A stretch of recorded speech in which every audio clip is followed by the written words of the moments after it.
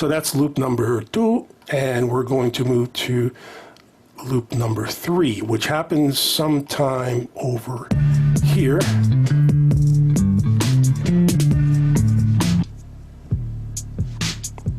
Well, and it just happens to be just a really low kind of 808 vibe thing, and it is not a loop as much as an actual drum rack performance. So that's that.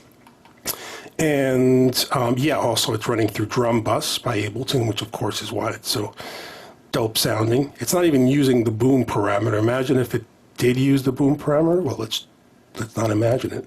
Let's try it. Ooh. Sorry, I should have warned you about that. Blowing your speakers. Hope not. Loop number 4. So another go-to EQ. I told you I like it, and Drum Bus as well. Let's see what's up with this. Yeah, so just more snares, because producers love snares.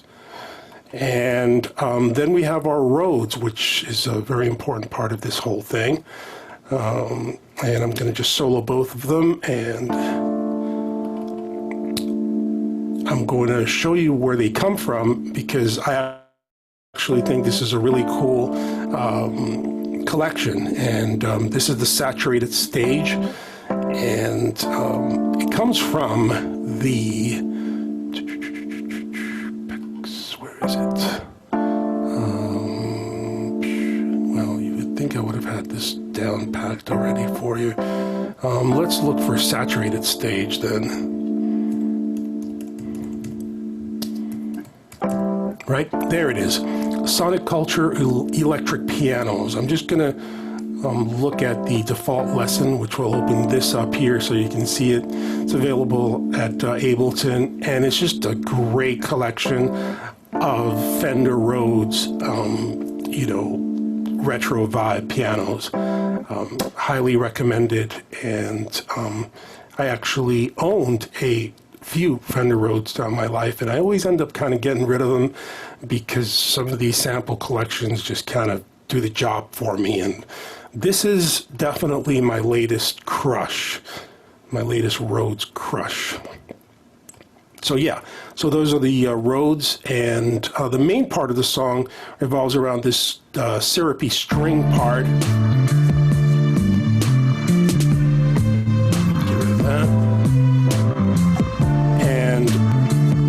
I've already turned these into audio, but they're contact strings and a couple of others. I think an Omnisphere as well, and geez, I don't remember. So yeah, you've got strings, and I don't have any processing on them anymore because they were not necessary. I probably had a compressor or and an EQ as well. That's standard for most things, right?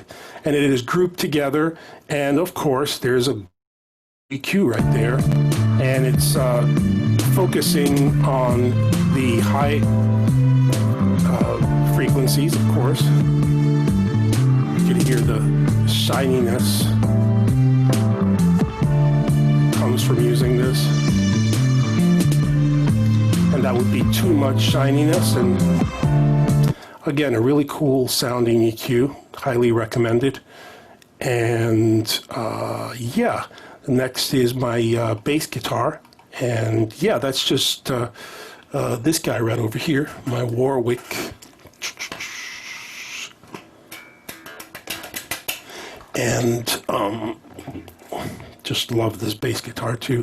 That active sound is just a very simple bass line, which was actually played using the looper, and I turned it into audio. I dragged it out, and it just has a little bit of side chaining from the 808 channel, which is right over here, and I can solo that.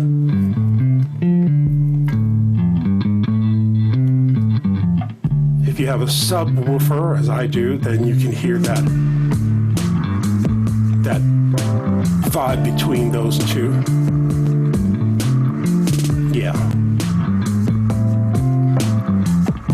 So as we continue down the scenes, we've got this dramatic crescendo kind of thing that actually adds another choir kind of thing. I believe it was from Omnisphere. And I took away the, open that again, the stop buttons here, because you can change the beat and the scene but still maintain the whole passage. I'm going to try that again. I'm going to show you what I mean by that. So I'm playing that scene, right? And the strings will remain the same when I switch to the next scene.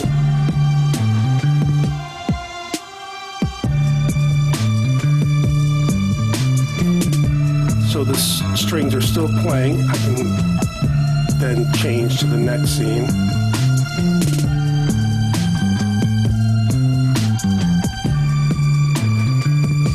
Obviously there wasn't a sound on that last note there. It's like the violin player gave up. And then this scene, which kind of brings it down, and I start messing with Boots and Cats a little bit. And then there's the final hit, which should have been a final hit had I simply gotten rid of Boots and Cats there, and you would have heard this, just the final 808. Yeah, and that's my first song, and it's called Suffer.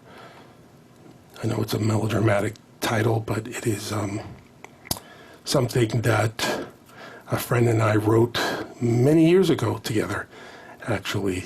And let's see, it's just great to play it again. And that's it for that.